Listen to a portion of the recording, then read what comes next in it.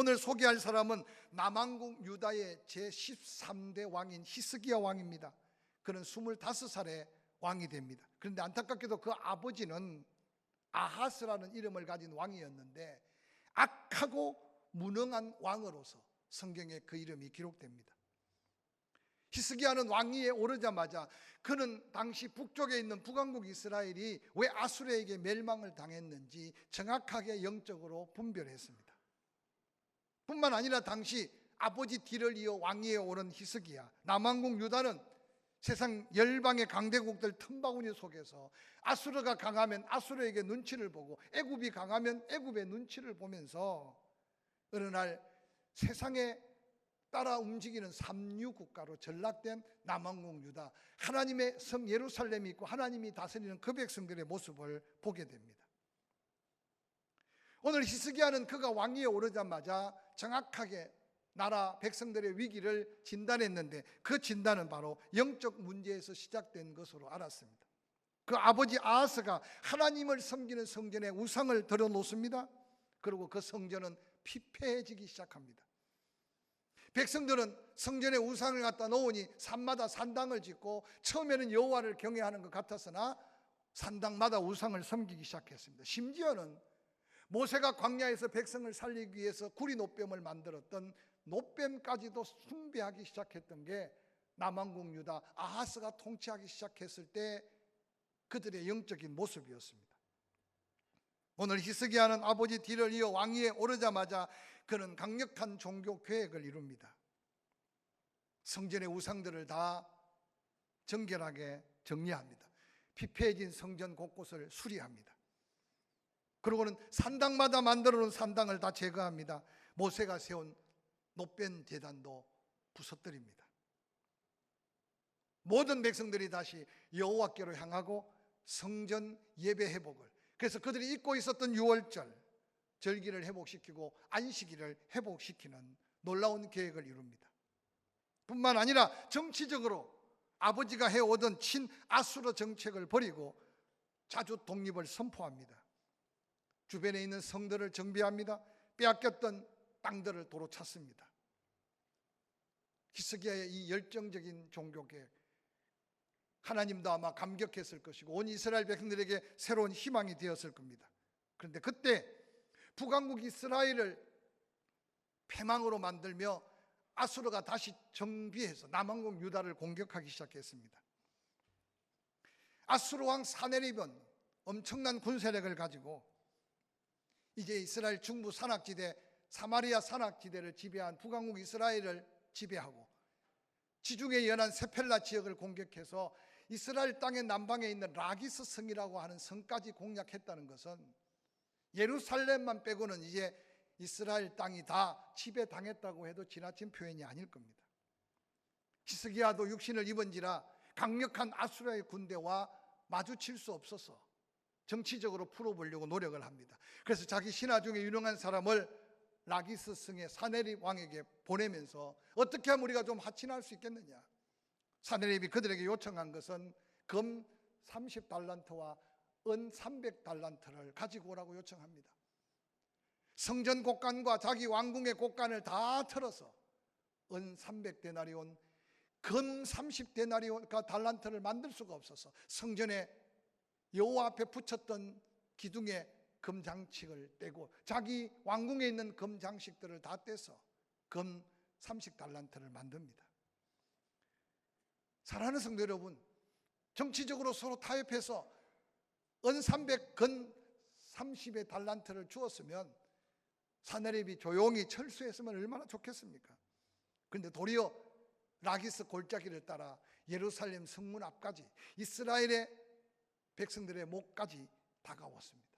이스라엘은 이제 바람 부는 바람 앞에 등불과 같은 신세였습니다. 이제 히스기야도 더 이상 어떻게 할 수가 없었습니다. 그때 오늘 본문의 히스기야는 그 위기를 극복해 나가는 믿음의 모습을 우리에게 간정같이 증가하면서 도전하고 있습니다. 열왕기하 18장 19절은 그때 상황을 이렇게 소개합니다. 랍사게가 그들에게 말합니다. 너희는 그들에게 말합니다. 히스기야에게 말해라. 대왕 아수르의 왕 사네립이 말하는데 너희가 뭘 의지하겠느냐? 싸울 만한 사람이 있느냐? 계략이 있느냐? 전략이 있느냐? 너희가 그동안 기웃거렸던 애굽의 왕들이 너희를 도우겠느냐? 아니, 너희가 여호와의 이름으로 여호와가 도우신다고 말하는데 너희들이 우리가 쳐들어온 나라들을 모르지 않느냐? 가는 곳곳마다 그들이 섬기는 신들을 사네립은 짓밟았고 그 백성을 다 우리가 점령했다. 너희가 섬기는 하나님이 뭐간데 사네립 앞에 무슨 힘을 쓰겠느냐? 그러면서 23절에 말하기를 너는 내 주 아수르 왕과 내기를 해라. 너희들이 만일 말을 탈 사람을 누구 한 사람 낼 수 있으면 나는 너희들에게 말 2,000마리를 내주겠다. 얼마나 큰 소리를 치는지요. 여러분, 사랑하는 성도 여러분, 성경 곳곳에 개인의 위기뿐만 아니라 나라와 민족의 위기를 수없이 전하지 않습니까? 특별히 잊을 수 없는 위기는 열왕기하 6장에 보면 아람 왕 베나닷이 사마리아 성을 공격합니다. 그들의 전략은 성 밖에 복음료를 찾아내서 성 안에 있는 사람들이 몰살하되 아니면 항복하도록. 성 안에 먹을 것이 떨어집니다. 엄청난 인플레이가 일어납니다. 부정한 먹지도 않았던 나귀 머리 하나에도 엄청난 돈을 들고 그것도 먹을 거리가 없습니다. 심지어는 자식을 제비뽑아 삶아 먹는 것이 현재 사마리아 성의 상황이었습니다. 그런데 여러분, 성경은 우리에게 무슨 도전을 합니까? 인간의 생각으로, 인간의 능력으로 해결할 수 없는 그 큰 위기 속에 항상 하나님은 누군가 하나님의 사람이 있고 그곳에 하나님은 역사해서 회복의 기적을 통해 그 백성을 세우고 그 백성을 살렸던 하나님의 역사가 오늘 우리 손에 들려있는 하나님의 말씀하심의 역사인 것을 기억하시기를 주의 이름으로 간절히 축원합니다.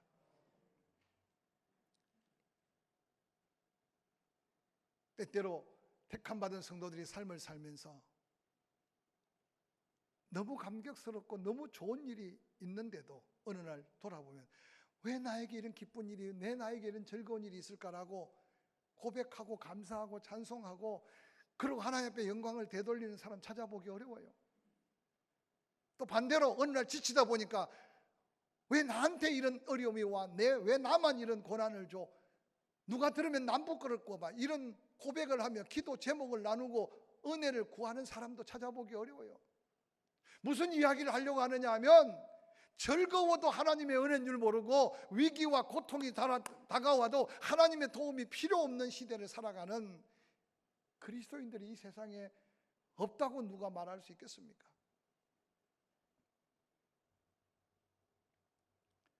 먼저 우리는 하나님의 말씀 속에 드러나는 고난과 환난의 이유를 한번 살펴보면 좋겠어요. 성경 곳곳에 다양한 개인적, 때로는 가정이나 나라의 위기가 다가올 때 그 이유가 분명히 있었어요. 가장 많이 두드러지는 게 죄 때문입니다. 하나님의 말씀에 불순종, 때로는 하나님의 말씀에 불행을 일어나는, 불신하고 행하지 않는 곳에 항상 하나님은 죄의 대가를, 그렇게 사랑했던 다윗도 충신 우리아의 아내 밧세바를 범하고 난 다음 철저하게 하나님은 징계하시고 보응하시면서 그를 하나님의 사람으로서 바로 세워가는 모습을 보여줍니다. 두 번째로 성경에 많이 나타나는 게 바로 욕심입니다. 자기 욕심에 이끌려서 믿음도 저버리고 사명도 저버리고 관계도 저버리고. 그래서 야고보서 1장 13절 이후에는 분명히 이렇게 소개합니다. 사람이 시험을 받을 때 내가 하나님께 시험을 받는다 하지 말지니 하나님은 아무에게도 악에도 시험을 받지 아니하고 또한 시험하시지도 아니하신다. 14절 오직 각 사람이 시험을 받는 것은 자기 욕심에 이끌려 미혹을 당하기 때문이다. 너무나 잘 아는 성경 구절이죠. 욕심이 내 안에 차게 되면 죄를 낳고 죄가 자꾸만 더해지면 사망에 이르게 된다고 말씀하고 있지 않습니까?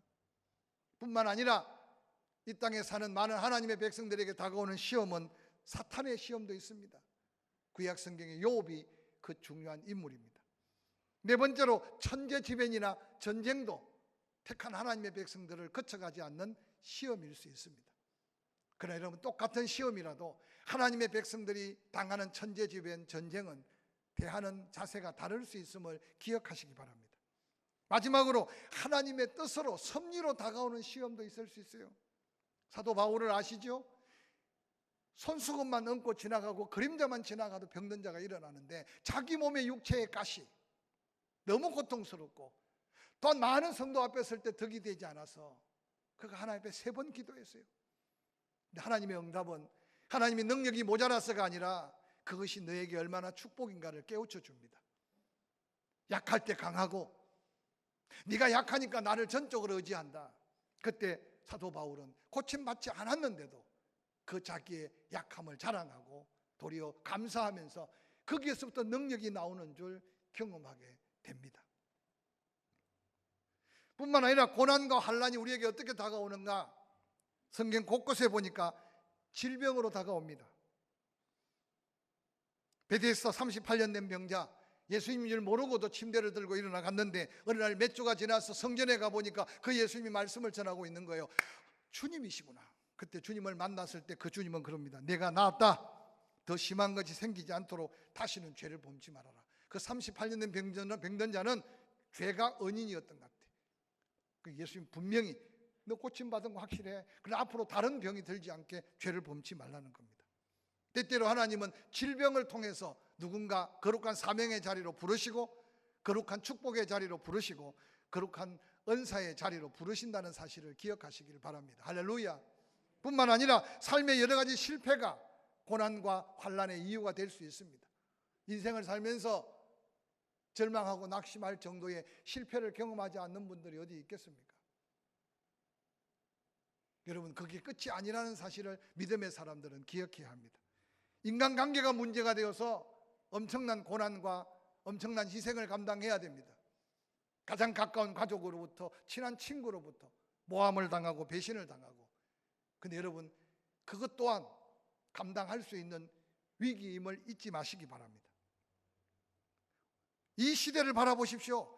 각양각색 다양한 고난 속에 상상할 수 없는 위기 속에 지금 흔들리고 있습니다. 그런데 오늘 그러한 사람의 힘으로 감당할 수 없는 위기를 극복해 나가는 한 믿음의 비밀을 본문을 통해 살펴봅니다. 오늘 열왕기하 19장 1절, 이제 돈도 없습니다. 이제 정치적으로도 풀 수 없습니다. 아니, 사람의 힘으로 싸움도 감당할 수 없습니다. 그때 히스기야는 옷을 찢으면서 회개의 상징인 굵은 벼로 몸을 동이고 여호와의 전에 들어가 있는 오늘 히스기야를 본문을 우리에게 소개하고 있습니다. 뿐만 아니라 19장 14절 히스기야가 사자의 손에서 사네립 왕이 보낸 경고적 도전장입니다. 두 손을 들든지 다 죽든지 그 편지를 받아들고 성전에 올라갑니다. 히스기야가 그 편지를 여호와 앞에 펴놓고 15절 그 앞에서 히스기야가 기도하여 이르되 그룹 위에 계신 이스라엘의 하나님 여호와여, 주는 천하 만국을 홀로 섬기고 다스리고 역사하는 하나님이지 않습니까? 주께서 친히 이 천지를 창조하지 않았습니까? 귀가 있다면 여호와여 들어보십시오. 눈이 있다면 지금 살펴보십시오. 사네립이 살아계시다고 믿는 하나님을 비방하면서 모욕하는 이 글과 말을 들어보십시오. 그러면서 말하고 있습니다. 여호와여, 아수르 여러 왕이 가여 여러 민족과 그들의 땅을 황폐하게 하고 18절 또 그들의 신들을 불에 던져 사오니 이는 그들이 신이 아니요 사람이 손으로 만든 나무와 돌뿐이었습니다. 19절 우리 하나님 여호와여, 원컨대 이제 우리를 그들의 손에서 구원하옵소서. 그리하면 천하만국이 여호와가 홀로 하나님이신 것을 알게 될 겁니다. 사랑하는 성도 여러분 개인적으로 엄청난 절망, 엄청난 낙심의 때 과연 여러분은 어디서 무엇을 했는지 돌아보시길 바랍니다. 이런 히스기야와 같은 강력한 믿음의 결단과 도전이 없었는데도 오늘 여전히 살아있고 오늘 여전히 믿음을 지켰다면 그것은 은혜 중에 은혜일 겁니다. 저는 작금의 갖가지 위기가 우리 앞에 다가올 때 한국 교회가, 교회 안의 성도들이 어떤 모습으로 다시 서야 될까 끊임없이 기도하며 도전하다가 히스기야의 이 믿음의 도전이 우리의 믿음이어야 함을 다시 한번 도전합니다. 사랑하는 성도 여러분, 오늘 히스기야는 열왕기상 기하 18장 2절 이하에 그렇게 말합니다. 히스기야가 왕이 될 때 나이 25세, 예루살렘에 29년간을 다스렸다. 그의 어머니 이름은 아이비요 스가랴의 딸이었다. 히스기야가 그 조상 다윗의 모든 행위와 같이 여호와께서 보시기에 정직하게 행하였다. 여러 산당을 제거하였다. 주상을 깨뜨렸다. 아세라 목상을 찍었다. 모세가 만들었던 노뱀을 이스라엘 자손이 이를 때까지 향하여 분향했는데 그것을 부수고 너스탄이라고 불렀다. 히스기야가 이스라엘 하나님을 여호와를 의지하였는데 그의 전후 유다 여러 왕 중에 그러한 자가 없었다. 이처럼 하나님의 마음에 합한 다윗과 겸 비교할 정도의 신실한 믿음의 사람이었는데 그의 삶에 이 엄청난 위기가 다가왔습니다. 결론적인 이야기겠지만 히스기야에게 당한 위기는 히스기야에게 엄청난 실패와 좌절과 절망과 패망을 가져준 게 아니라 그 엄청난 아수르 군대, 그 엄청난 애굽, 주변에 있는 수많은 열국들에게 하나님의 어떤 하나님과를 보여주신 하나님의 놀라운 승리의 역사였다는 사실을 기억하시기를 주의 이름으로 간절히 축원합니다. 아무리 설교해도 말씀이 믿음이 안 되면 할 수 없지만 혹이라도 한두 사람이 더 예배당에 앉아 있는다고 해서 포항 침례교회가 뭐가 달라지고 설교하는 제 설교가 달라지거나 우리 모두가 달라지겠습니까? 그러나 지금 때는 나의 삶의 크고 작은 위기 앞에 나의 영적인 모습은 어떠해야 될 것인가에 대한 거룩한 영적 부담으로 하나님 앞에 선 자신을 다시 바라보는 기회가 될 수 있기를 주의 이름으로 간절히 축원합니다. 토요일날 사역자들 사역 준비를 하는데 교사 중에 한 분이 직장이라든지 여러 가지 이유가 많겠죠. 그래서 주일날 자기 맡은 그 역할을 하기 어렵다는 이야기를 듣고 제가 그 사역자한테 그랬습니다. 일반 성도들이라면 혹 빠질 수 있어요. 제가 만약에 코로나가 무서워서 주일날 강단에 서는 걸 벌벌벌 한다면 여러분 담임 목사로 인정하시겠습니까? 특별한 사명이 있는 교사나 전도사나 목사나 뭔가 남다른 사명이 있는 사람은 그 사명에 걸맞는 믿음으로 자기 위치를 지켜야 함을 기억해야만 합니다. 할렐루야. 여러분 다윗이 준비하고 솔로몬이 성전을 완공하고 난 다음 드렸던 기도를 소개하려고 합니다. 열왕기상 8장 28절 이후에 내 하나님 여호와여 주의 종의 기도와 간구를 들으시며 이 종이 오늘 주 앞에 부르짖음과 비는 기도를 들으소서. 주께서 전에 말씀하시기를 내 이름이 거기 있으리라 하신 곳이 이 성전임을 내가 믿습니다. 주의 눈이 주야로 보고 계시고 주의 종이 이곳에서 향하여 비는 기도 들으심을 믿습니다. 30절 주의 종과 주의 백성 이스라엘이 이곳을 향하여 기도할 때 주는 그 간구함을 들어주시는 줄 내가 믿습니다. 31절 이어지는 말씀입니다. 만일 어떤 사람이 이웃에게 범죄하면 용서해 주시고 하늘에 닫힌 문을 열어서 비를 내려주시고 또한 질병이 만연할 때 기근과 재난이 올 때도 하나님께서 은혜를 덧입혀 주시고 적국의 포로가 되었을 때도 하나님이 구원해 주실 줄 믿습니다. 여러분 솔로몬이 그 성전을 짓고 그곳에서 간구했던 그 기도가 우리의 믿음의 기도로 전향돼야 될 때 우리가 살고 있음을 기억하시기를 주의 이름으로 간절히 축원합니다. 포항은 여러분요 우리나라 최고 귀신도 떠나가는 해병대가 있는 도시예요. 겁주는 게 아니고요 러시아가 오판하듯이 김정은이가 오판하면 제일 먼저 미사일이 날아들 때가 포항이라는 사실을 기억하십시오. 우리 집 앞에 미사일이 떨어질 때 그때 비로소 회개하고 기도한다는 건 늦다니까요. 오늘 얼마나 이 민족이 안일합니까?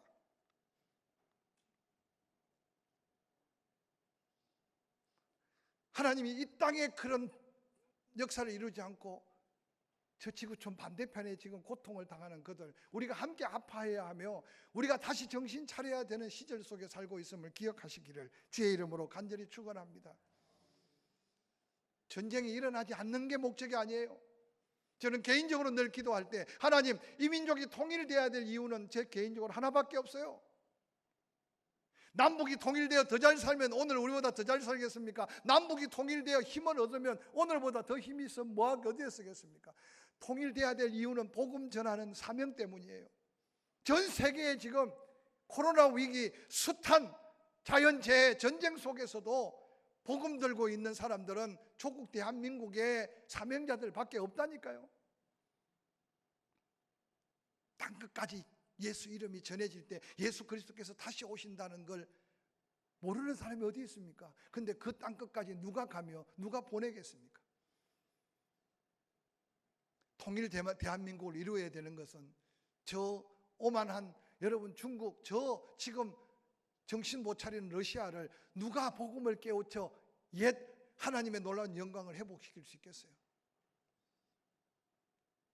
통일 대한민국이 되면 반드시 땅끝까지 복음 전할 위대한 전사들이, 우리의 자손들이 세계를 복음화시킬 그 놀라운 뜻이 있기에, 이렇게 안일하고 이렇게 개인주의가 팽배한데도 아직도 막으시고 지켜주시는 것은 하나님의 섭리 때문임을 함께 기억하는 역사가 있기를 주의 이름으로 간절히 축원합니다.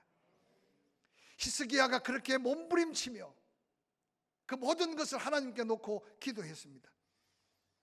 기도의 응답의 결과가 무엇인지 아십니까? 열왕기하 19장 20절은 하나님은 그렇게 말씀하십니다. 내게 기도하는 것을 내가 들었다. 구약에 하나님의 음성 듣기 그 어려울 때 히스기야의 간절한 성전의 기도를 하나님이 들으셨다고 히스기야에게 분명하게 말씀하셨어요. 근데 오늘 신약 시대를 사는 우리는 성령이 내 안에 계시고 이미 우리가 구하지 않은 것까지 아시고 계신 하나님, 그러나 내 이름으로 구하면 무엇이든지 응답한다고 했는데도 우리는 기도하는 시간, 기도하는 자리, 기도하는 사명을 내려놓고 살 때가 얼마나 많은지 모릅니다.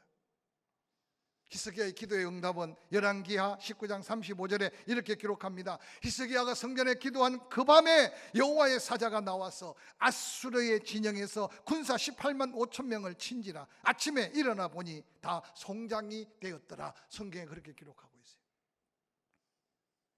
내가 싸워서 이긴다고 생각하면 안 돼요. 내가 모아서, 내가 뭔가 애써서, 내가 뭔가 조심해서 감당할 수 있는 게 있어요. 그러나 때로는 내 힘, 내 능력, 내 한계 밖에 위기가 닥쳤을 때 오늘 히스기야가 보여준 하나님만을 바라보고 하나님만을 의지했던 이 믿음이 우리에게도 필요하다는 사실을 깨달으시기를 주의 이름으로 간절히 축원합니다.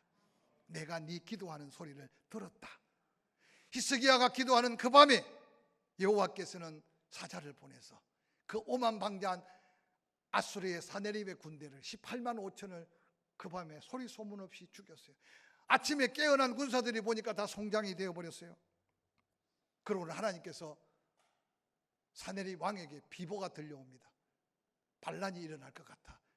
그래서 예루살렘 공략을 눈앞에 두고 사네립은 그 군대를 거느리고 자기의 고국으로 돌아갑니다. 그리고 이 사건의 마지막 결론은 37절에 그렇게 말합니다. 사네립 그가 그의 신 니스록의 신전에서 경배할 때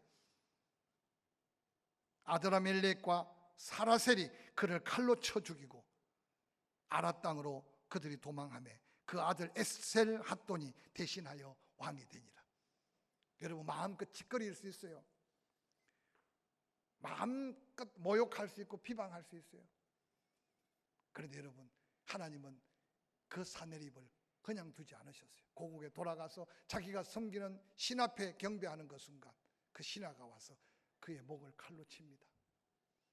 사랑하는 성도 여러분, 여러분이 혹이라도 염려하고 근심하고 두려워하는 그 무엇이 무엇입니까? 잠 못 이루고 마음 설레고 다시 일어날 수 없는 두려움에 사로잡힌 위기가 무엇입니까? 이 말씀을 다시 한번 또 묵상해보고 또 묵상해보고 당당하게 이 한 주간 하나님의 은혜 앞에 내가 은혜 받은 자로서 간증하고 감사하고 찬송할 제목이 많아지기를 주의 이름으로 간절히 축원합니다. 축원합니다.